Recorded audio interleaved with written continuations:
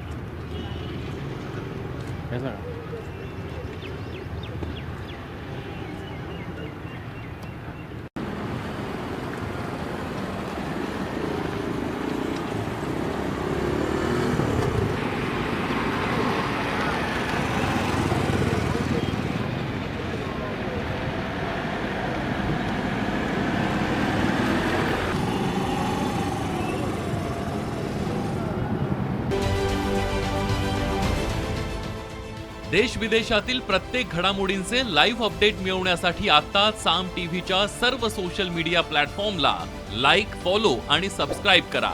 तसंच सर्व नोटिफिकेशनसाठी bell icon press करायला विसरू नका.